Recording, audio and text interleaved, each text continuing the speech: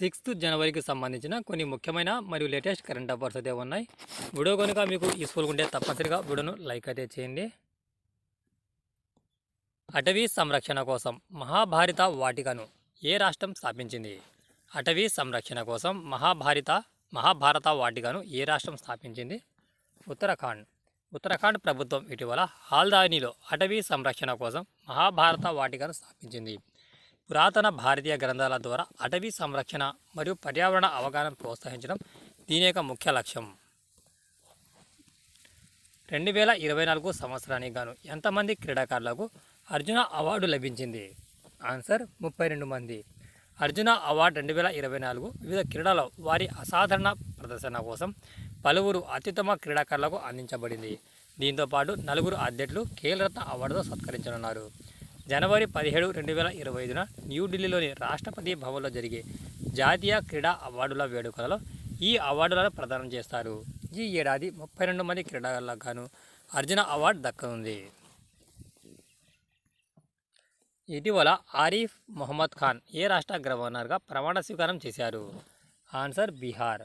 జనవరి 2, 2025 బీహార్ 42వ గవర్నర్గా ఆరిఫ్ మొహమ్మద్ ఖాన్ అధికారికంగా ప్రమాణ స్వీకారం చేశారు.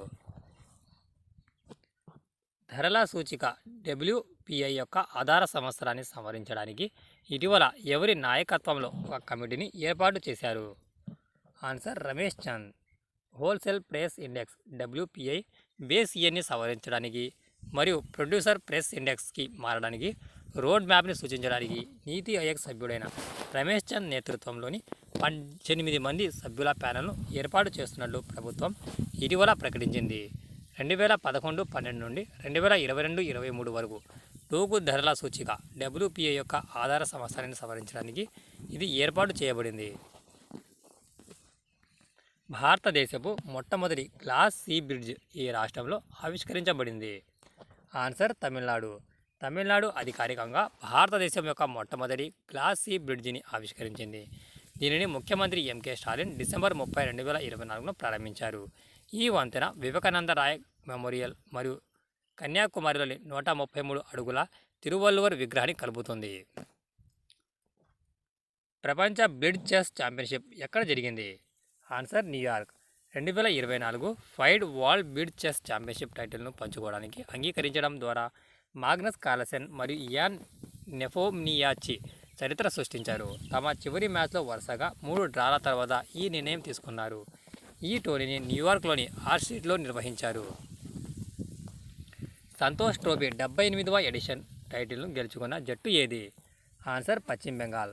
డిసెంబర్ 31, 2024 హైదరాబాద్లోని GMC బాలయోగి స్టేడియంలో జరిగిన ఫైనల్లో కేరళను 1-0తో ఓడించి రికార్డు స్థాయిలో 33వ టైటిల్ను ఎగిరేసుకుపోయిన పశ్చిమ బెంగాల్ 78వ సంతోష్ ట్రోఫీని గెలుచుకుంది.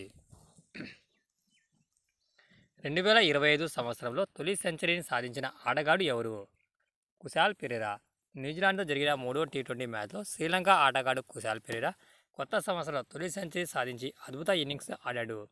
ఈ ఇన్నింగ్స్తో 44 బంతులలో 13 ఫోర్లు, 4 సిక్సర్లతో 101 పరుగులు చేశాడు. Jammu Kashmir and Ladakh through the ages పుస్తకాన్ని ఎవరు విడుదల చేశారు? Jammu Kashmir and Ladakh through the ages పుస్తకాన్ని ఎవరు విడుదల చేశారు? అమిత్ షా. జమ్మూ కాశ్మీర్ మరియు లడాఖ్ త్రూ ది ఏజెస్ అనే పుస్తకాన్ని జనవరి 2, 2025 కేంద్ర హోంమంత్రి అమిత్ షా మరియు విద్యామంత్రి ధర్మేంద్ర ప్రధాన్ న్యూఢిల్లీలో అధికారికంగా విడుదల చేశారు.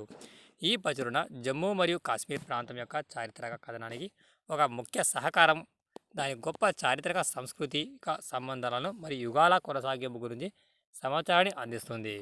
ఇది ఫ్రెండ్స్, వీడియో కనుక మీకు యూస్ఫుల్గా ఉంటే తప్పనిసరిగా వీడియోను లైక్ అయితే చేయండి. Thanks for watching టెక్జా.